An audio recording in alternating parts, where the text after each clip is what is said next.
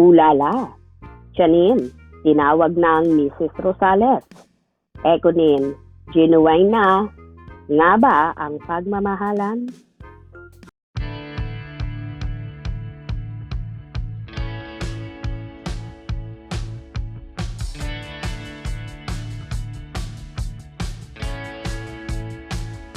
Napag-usapan nga ng mga host sa DTT show ang tungkol sa magkasindahang sina Jericho Rosales at Janine Gutierrez.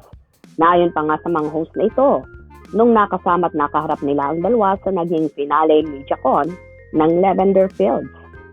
Hiningan nga nila ng pahayag si Jericho tungkol sa status nila ni Janine at ayon pa nga sa aktor, dapat daw ay magkaroon ng official announcement.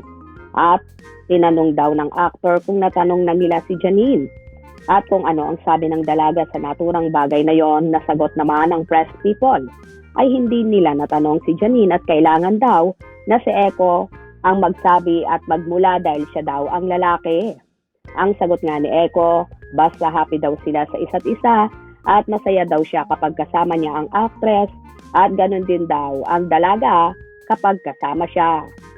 Nabanggit din ng mga host na ito, nakitang-kita daw na genuine ang pagmamahala ng Ekunin na walang halong promotion dahil ang ipinapakita daw nila ay totoo at hindi sabi-sabi ng director, producers or writer kung saan tila may pinatatamaan ang mga host na ito na kailangan daw bang bigyan ng bulaklak si ganito.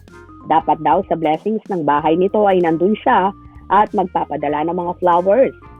So ibig sabihin, kalakaran talaga sa mundo ng showbiz ang mga ganong bagay na fake lang pala, like ang pagbibigay ng mga flowers, ang mga sweet-sweetan kapag nasa harap sila ng kamera.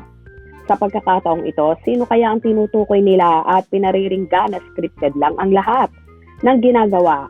Kayo na ang bahalang mag-isip.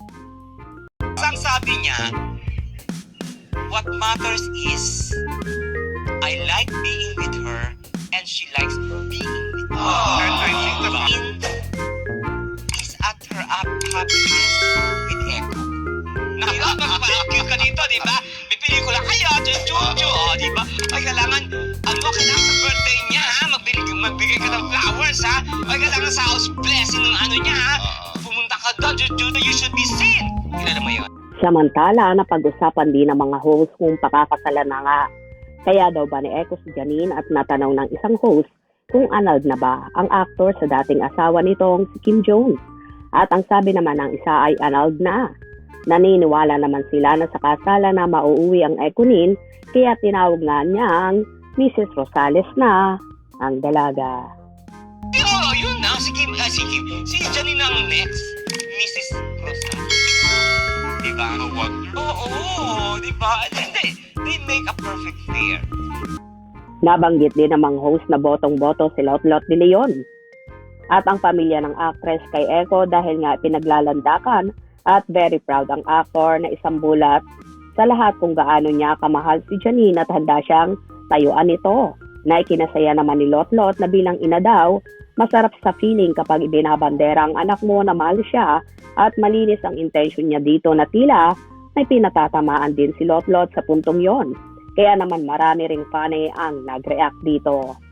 Anyway, ang tanong ng marami, pang forever na nga ba ang pag-iibigan ng Ekunin at posible nga kaya bang sa kasalan na mauwi ang lahat? Lalo pat open na sa publiko ang kanilang relasyon. So close na rin si Eko sa pamilya, lalong higit sa mga kapatid ni Janine na palagi niyang kabanding lalo sa mga special occasion, meron ang Gutierrez clan. Kaya naman abang-abang tayo dahil for sure magkakatoo ang himanta ng lahat na mauuwi sa simbahan ang Ekunin in a near future. Agree ba kayo doon? Kung nagustuhan nyo ang video na ito, comment down below.